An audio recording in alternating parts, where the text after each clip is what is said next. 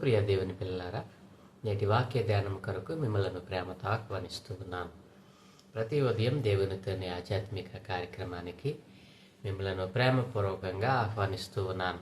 నేటి వాక్య ధ్యానముగా ఆదికాండము 6వ అధ్యాయము 1 నుండి 4 వచనాలు దేవుని లేఖనాన్ని చదువుకొని ధ్యానం చేసుకుందాం. నరులు భూమి మీద విస్తరింప ఆరంభించిన తర్వాత కుమార్తెలు వారికి పుట్టినప్పుడు దేవుని కుమారులు నరుల కుమార్తెలు చక్కని వారని చూచి వారందరిలో తమకు మనసు వచ్చిన స్త్రీలను వివాహము చేసుకునిరి. అప్పుడు యెహోవా, నా ఆత్మ నరులతో ఎల్లప్పుడూ వాదించదు, వారు తమ అక్రమము విషయములో నరమాత్రులై ఉన్నారు.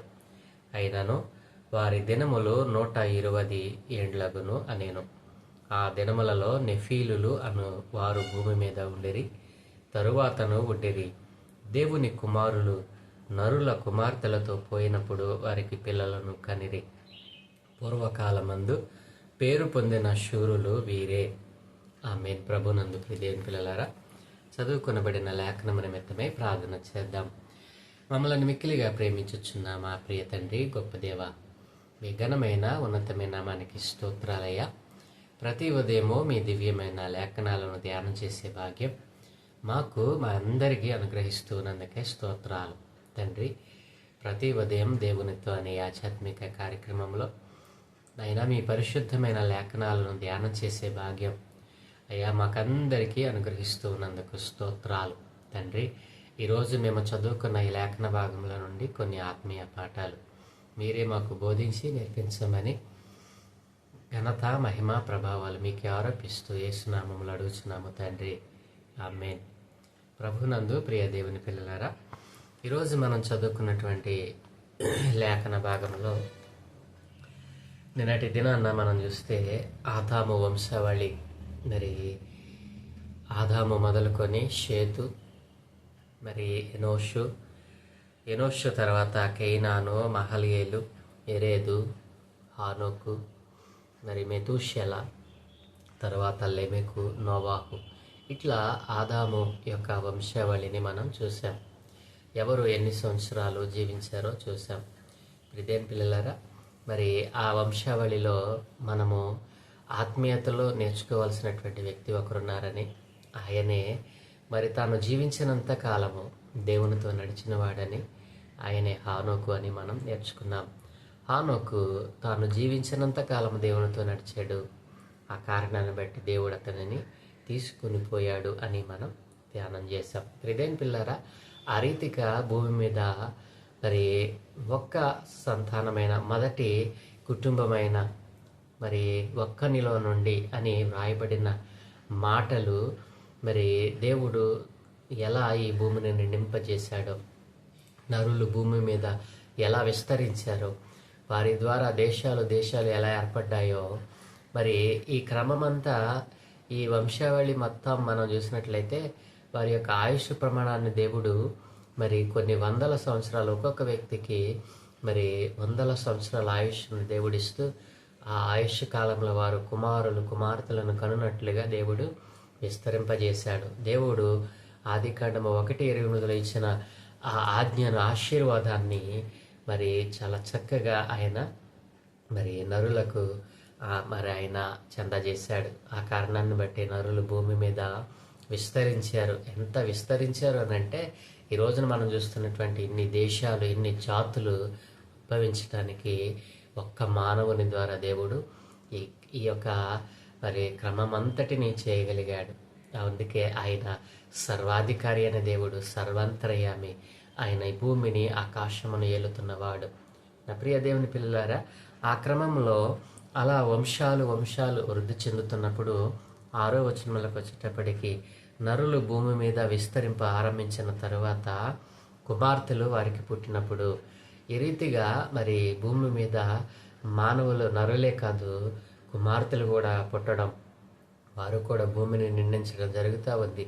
ఈ క్రమంలో మరి కుమార్తెలు ఈ భూమి మీద పుట్టినప్పుడు దేవుని కుమారులట నరుల కుమార్తెలు చక్కని వారని చూచి వారందరిలో తమకు మనసు వచ్చిన స్త్రీలను వివాహము చేసుకునిరి. వివాహము అనేటువంటి పదము పరిశుద్ధ గ్రంథంలో మరి చక్కగా వ్రాయబడింది. ప్రియదేని పిల్లారా, ఈ 6వ అధ్యాయంలో మరి 2వ వచనంలో రాయబడినటువంటి మాట చాలామందికి ఈ రోజున చాలా వివాదాస్పదమైనటువంటి అంశంగా మారుతూ ఉంది. ఏమిటి ఇక్కడ వివాదాస్పదము అని అంటే, మరి దేవుని కుమారులు అని వాడబడినటువంటి ప్రయోగం ఇక్కడ మనకు కనపడతా ఉంది. దేవుని కుమారులు ఎవరు? నరుల కుమార్తెలు ఎవరు? మరి దేవుని కుమారులు నరులు ఒకరు కాదా? ఇక్కడ మరి దేవుడు ఎందుకు ఈ మాటలు వ్రాయించాడు? దేవునికి మరి ప్రతి మాట గూఢార్థముగానే ఆయన వ్రాయించాడు. ఇక్కడ మన ఆత్మీయ జీవితానికి, విశ్వాస జీవితానికి, విశ్వాస ప్రమాణానికి ఉపయోగపడేటువంటి మరి సందర్భం ఇక్కడ ఏమీ లేదు. కానీ చాలామంది ఈ యొక్క 2వ వచనాన్ని మరి వారికి నచ్చినట్లుగా రకరకాలైనటువంటి సిద్ధాంతాలను మరి సృష్టించుకుని వారి ఊహలతో అనేకమైనటువంటి మేడలు కట్టిన సందర్భాలు కూడా మనం చూస్తూ ఉన్నాం.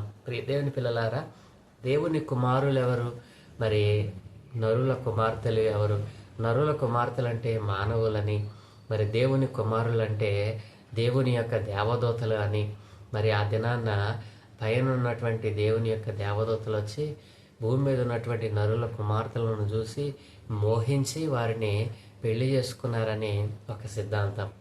దేవుని పిల్లరా, మానవుడి యొక్క మరి ఆలోచన విధానం ఎప్పుడు చెరిపివేయబడింది?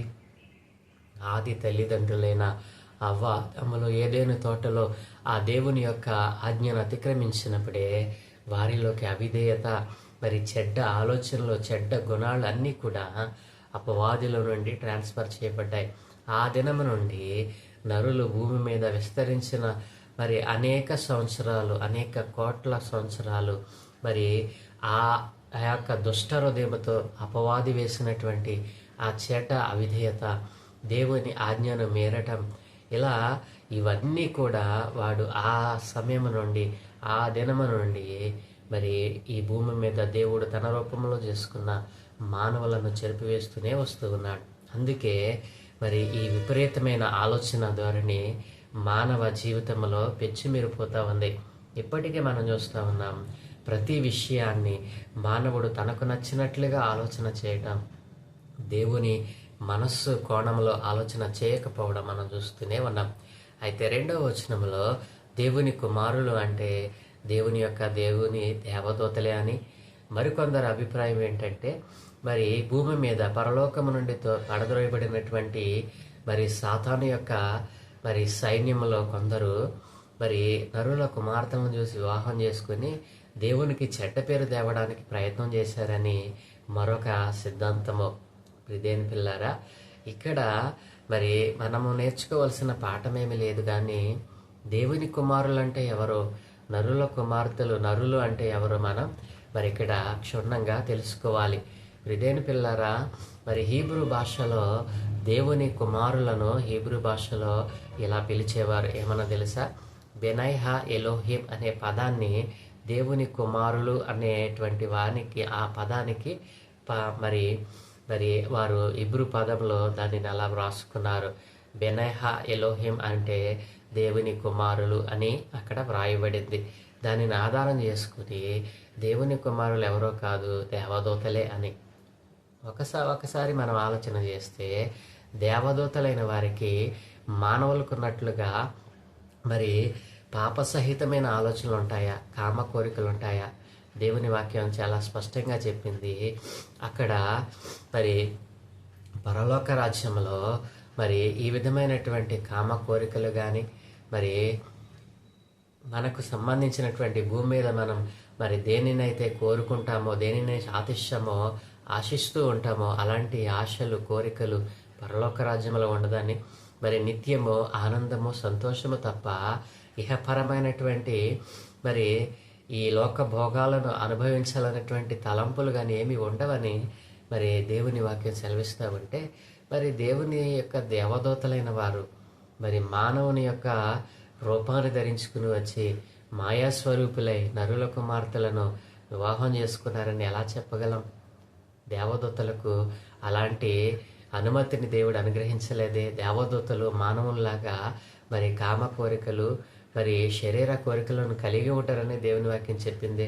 కాబట్టి పైన చెప్పబడినటువంటి ఆ సిద్ధాంతాలన్నీ కూడా మానవుడు తనకు నచ్చినట్లుగా మరి దానిని మరి పుట్టించుకున్నారు తప్ప దేవుని యొక్క ఉద్దేశము అలాంటి చెడ్డ వాటిని తన గ్రంథంలో ఎందుకు వ్రాయించాడు అని అంటే, ఇదేని పిల్లారు, ఇక్కడ దేవుని ఉద్దేశము ఒకటే. దేవుని కుమారులంటే మరి పడద్రోయబడిన సాతాను యొక్క దూతలే మానవ దేహాలను ధరించుకొని మరి నరుల కుమార్తెలను మరి బలవంతంగా వారు వివాహమాడారని, మరి వారితో పోయినప్పుడు వారి కుమారులు కలిగారని, ఇలా ఈ చెడ్డ ఆలోచనలు, చెడ్డ సిద్ధాంతాలు అనేక మంది పుట్టించారు. ప్రిదేని పిల్లారా, అలా ఏమీ కాదు అని. ప్రిదేని పిల్లారా, దేవుడు ఒక విషయాన్ని వ్రాయిస్తే దానిలో ఏదో ఒక గూఢమైనటువంటి భావం లేకపోలేదు.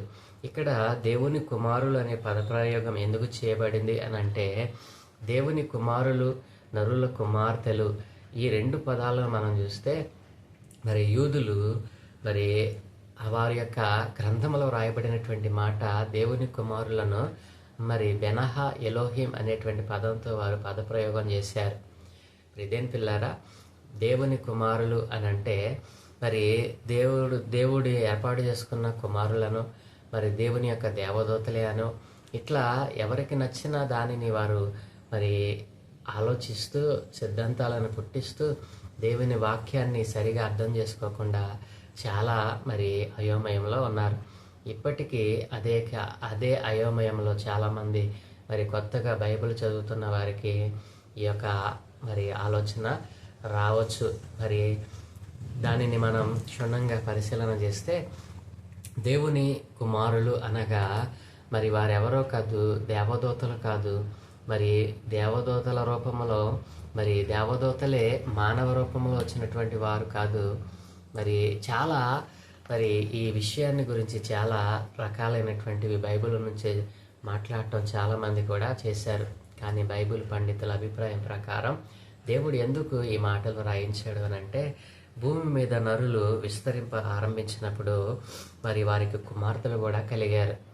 మరి దేవుని కుమారులు, నరుల కుమార్తెలు చక్కని వారని చూచి వారందరిలో తమకు మనసు వచ్చిన స్త్రీలను వివాహం చేసుకున్నారు. దేవుని కుమారులు అని అంటే, ఇక్కడ దేవుని కుమారులు అని దేవుడు ఎందుకు రాయించాడు అని అంటే, ప్రియదేని పిల్లారా, ఆ యొక్క యూదుల జాతి ప్రకారము యూదులలో మరి పేరున్న ఆ దినాలలో జీవించిన వారిలో గొప్పవారు, న్యాయాధిపతులు, మరి అధికారం చెలాయిస్తున్నటువంటి వారు అక్కడ ఏమని పిలువబడ్డారంటే, వారికి ఒక బిరుదుగా వీరు దేవుని కుమారులు అని పిలువబడ్డారు. నా మాట అర్థమైంది కదూ?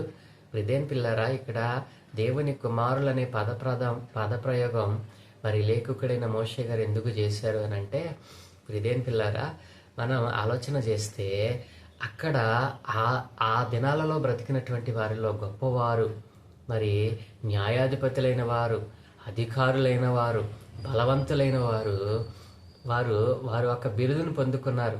అదే దేవుని కుమారులు వీరు అని. దేవుని కుమారులు అని అంటే ఆ దినాల్లో బ్రతికినటువంటి ఈ గొప్పవారైన వారికి ఇచ్చినటువంటి ఆ దినాల్లో ఉన్నటువంటి ఒక బిరుదు మాత్రమే.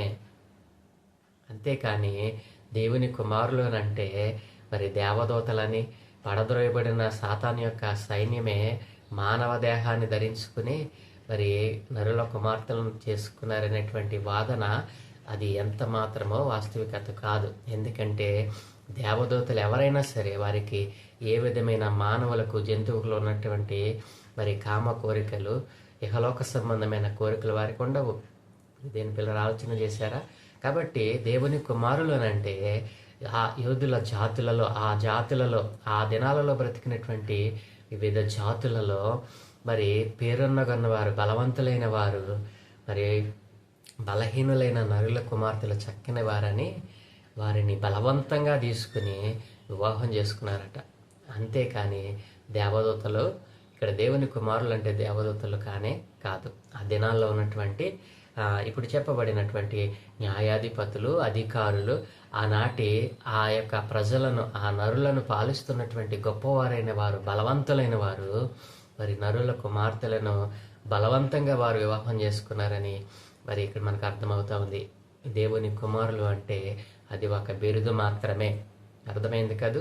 ప్రియదేని పిల్లారా, ఇక 2వ వచనం మనం చూసినట్లయితే, దేవుని కుమారులు నరుల కుమార్తెలు చక్కని వారని చూచి వారందరిలో తమకు మనసు వచ్చిన స్త్రీలను వివాహం చేసుకున్నారు. వారందరిలో తమకు మనసు వచ్చిన స్త్రీలను వివాహం చేసుకున్నారంటే అర్థం ఏమిటి? వారు బలవంతంగా వారిని తీసుకున్నారు. ఎందుకు? వారికి అధికారం ఉంది, వారు బలవంతులు. ఆ దినాల్లో మరి భూమి మీద ఉన్నటువంటి మిగతా వారికంటే వారు శ్రేష్ఠులుగా, బలవంతులుగా, అధికారులుగా, పరిపాలించేవారిగా ఉన్నారు. కాబట్టి వారికి మనసు వచ్చిన అందమైన మరి నరుల స్త్రీలను, కుమార్తెలను వారు వివాహం చేసుకున్నారని ఇక్కడ వ్రాయబడి ఉంది. ఇక్కడ దేవుడు వ్రాయించినటువంటి మరి ఈ అధ్యాయంలో దేవుని యొక్క కోపం మనం చూస్తాం. మరి ఈ అధ్యాయంలో దేవుడు మరి తాను చేసిన సృష్టిని చూసి ఆయన చాలా బాధపడ్డ విషయం మనం చూస్తాం. ప్రియదేని పిల్లారా, మరి ఆ రీతిగా బలవంతంగా మరి బలాత్కారముతో వారు మరి నరుల మరి కుమార్తెలను వివాహం చేసుకున్నారని రాయబడింది. 3వ వచనం, అప్పుడు యెహోవా, నా ఆత్మ నరులతో ఎల్లప్పుడూ వాదించదు, వారు తమ అక్రమ విషయములో నరమాత్రులై ఉన్నారు. అక్రమ విషయములో నరమాత్రులై ఉన్నారు. నేను నరులతో మరి నా ఆత్మ అన్నాడు, దేవుడు అన్నాడు కదా, నా ఆత్మ నరులతో ఎల్లప్పుడూ వాదించదు. నా ఆత్మ అనగా పరిశుద్ధాత్మ. ప్రియదేని పిల్లారా, నేను ఎల్లప్పుడూ నేను ఎంతకాలం వీరితో వాదించదను? వీరు నరమాత్రులు, వీరు శారీరులు, వీరితో నేను వాదించటం ఏమిటి? వీరిలో అక్రమము ఉంది. నరులలో ఏముందంటే అండి, తమ అక్రమ విషయంలో నరమాత్రులై ఉన్నారు. నరులలో, భూమి మీద ఆనాడు విస్తరించినటువంటి నరులలో అక్రమము విస్తరించింది. ఈ దేవుని కుమారులు కూడా మానవులే, వారు కూడా నరులే. కాకపోతే ఆనాడు జీవించిన వారు గొప్పవారిగా, న్యాయవంతులుగా ఉండి వారికి వారు తెచ్చుకున్న బిరుదు దేవుని కుమారులుగా, వీరు గొప్పవారని చెప్పి వారు దేవుని కుమారులుగా బిరుదు పొందారు. అంతేకాని వారందరూ కూడా నరమాత్రులే. వారితో నేను ఎంతకాలం వాదించదను? వారు అక్రమము కలిగిన వారు, అక్రమం చేస్తూ ఉన్నారు. అంటే ఆ దినాన భూమి మీద విస్తరించిన నరులలో ఏమి విస్తరించిందండి? అక్రమము విస్తరించింది. అక్రమం విస్తరించినప్పుడు మరి దేవుడు అంటున్నాడు కదా, మరి అక్రమ విషయంలో వీరు నరమాత్రులై ఉన్నారు, అయినను వారి దినములు 120 ఏండ్లగునని దేవుడు అన్నాడు. ఇక్కడ 120 ఏండ్లు అనేటువంటిది వారి ఆయుష్ ప్రమాణాన్ని తగ్గించడం కాదు. దేవుడు వారికి ఒక అవకాశాన్ని ఇచ్చాడు. ఏమిటో తెలుసా? ఈ భూమి మీద తమకు దేవుని కుమారులను పేరు పెట్టుకుని బిరుదు పొందుకుని మరి భూమి మీద ఉన్నటువంటి తమ జాతిని నరులుగా పిలువబడినటువంటి వారిని మరి వారు అక్రమంగా ఆ యొక్క మరి అక్రమాలు చేస్తూ, దేవునికి విరోధమైన కార్యాలు చేస్తూ భూమి మీద విస్తరించిన కారణాన్ని బట్టి దేవుడు ఎంతో బాధపడ్డాడు. మరి వారు చేసిన అక్రమ క్రమములను బట్టి, వారు చేసిన దోషక్రియలను వారు సరిచేసుకుంటారని 125 ఏండ్లగును అన్నటువంటి పదంలో మనం అర్థం చేసుకోవాల్సింది ఏంటి తెలుసా? 120 సంవత్సరాలు వారికి దేవుడు అవకాశం ఇచ్చాడు. 1 రోజు 2 రోజులు కాదండి, 120 సంవత్సరాలు దేవుడు వారికి మరి అవకాశం ఇచ్చాడు. మరి తరువాత మనం ధ్యానం చేస్తాం మరి నోవాహు దినములో ఆ యొక్క సంభవాన్ని. ఈ 125 ఏండ్లు మరి ఏం జరిగిందో మనం తర్వాత ధ్యానం చేస్తాం. ప్రియదేని పిల్లారా, మరి ఈ రీతిగా 120 సంవత్సరాలు దేవుడు వారికి ఎందుకు ఇచ్చాడు? మరి అక్కడ అక్రమం జరుగుతూ ఉంది. మరి ఏ విధమైన అక్రమం? ఆనాడు సొదొమ గొమొర పట్టణాలు ఎందుకు నాశనమయ్యాయి? మరి స్వలింగ సంపర్కానికి అలవాటు పడ్డారు.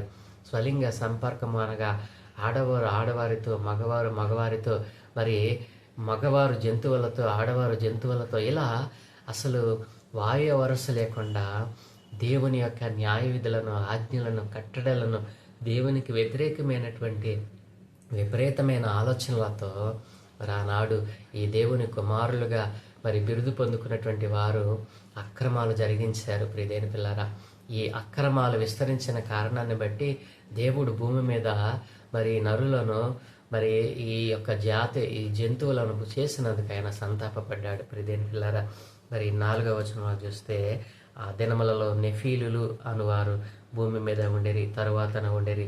దేవుని కుమారులు నరుల కుమార్తెలు పోయినప్పుడు వారికి పిల్లలను కనిరి.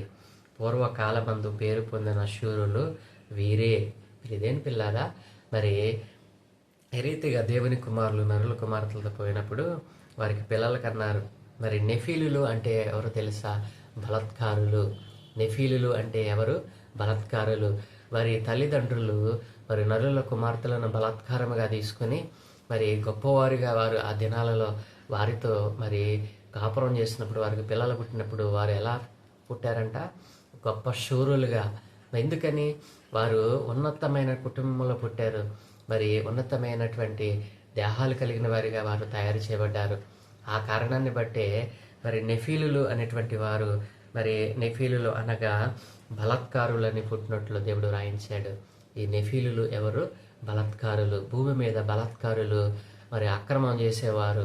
ఈ రీతిగా భూమి అంతా నిండిపోయినప్పుడు దేవుడు మరి ఎంతో బాధపడినట్లుగా ఈ 6వ అధ్యాయంలో మనం చూస్తాం. ఇదేం పిల్లరా, దేవుని కుమారులు నరుల కుమార్తెలతో పోయినప్పుడు వారికి పిల్లలను కనిరి.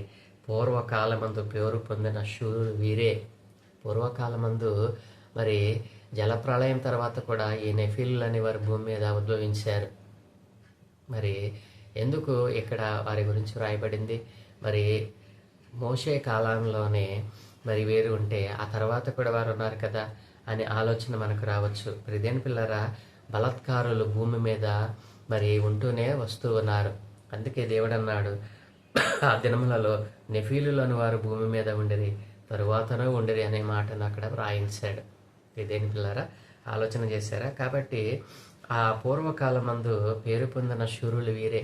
ఈ నెఫీలులు, ఈ కనానీయులు వీళ్ళందరూ ఎక్కడ జీవించారు? దేవుడు తన ప్రజలకు ఇస్తారన్న మరి వాగ్దాన భూమిలో వారందరూ మరి జాతులుగా మరి స్థిరపడ్డారు. ఆ కనానీయులు అంటే ఏమిటి? అన్యులు.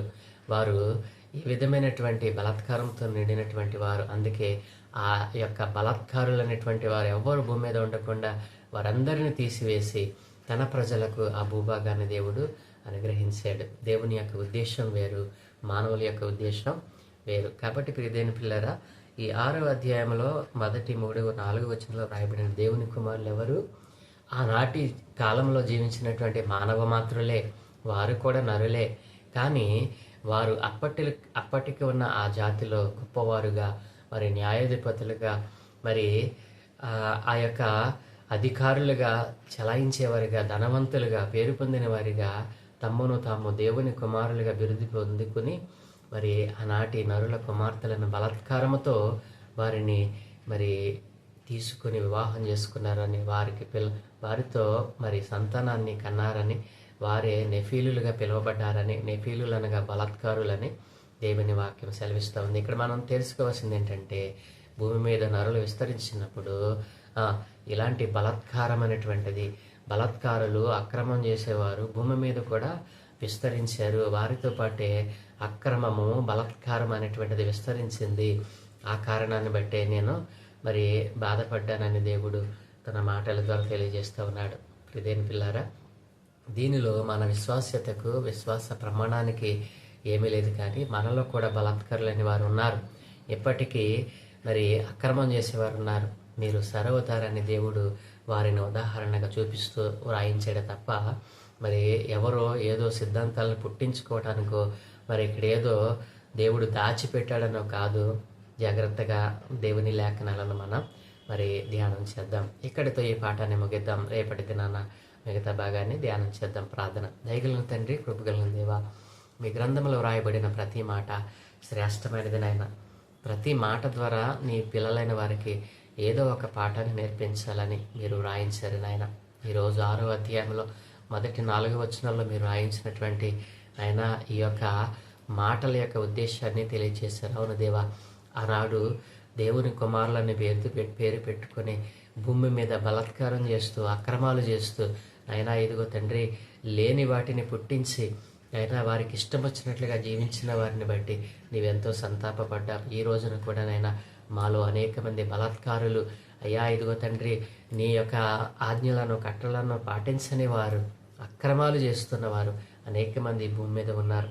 వారందరూ కూడా అయ్యో దేవుడు నన్ను పుట్టించిన కారణం వేరు, నేను చేస్తున్న ఈ పాడు పనులు వేరని వారిలో నూతనమైన ఆలోచన పుట్టించి వారి ఆత్మలను రక్షించమని అయ్యా ఇదిగో నీవు మంచి ఉద్దేశంతో నరులను చేస్తే ఆయన వారిలోనే కొందరు అపవాది సంబంధులుగా ఇదిగో కయ్యను లాంటి దుష్టహృదయం కలిగిన వారే అయినా కయ్యను సంతానం ఏ రీతిగా మరి దుష్టహృదయంతో విస్తరించిందో ఆ సంతానముతో అంటుకట్టబడిన వారే అయినా ఈ రోజున నీకు దూరం అయిపోతా ఉన్నారు నాయన. అలాంటి ఆత్మలను రక్షించమని సత్యవంతుడమైన దేవుడవు పరిశుద్ధుడమైన దేవుడవు నీవేనని లోకమంతా తెలుసుకున్నట్లుగా అయినా ఇదిగో పరిశుద్ధత పొందుకున్న వారై నైనా నిత్య జీవమునకు వారసులుగా పిలువబడుతున్న వారు నీ సత్యవాక్కును అనేక మందికి నైనా చేరవేసేవారిగా మార్చమని నైనా దినములు ఒక్కరికైనా నీ స్వార్థను చెప్పేవారిగా ఒక్కరినైనా ఈ రోజున లేపమని ఘనత మహిమ ప్రభావాలు మీకు ఆరోపిస్తూ ఈ దినం మేము చేయి పనులన్నిటి మీద మీకు దృష్టి ఉంచి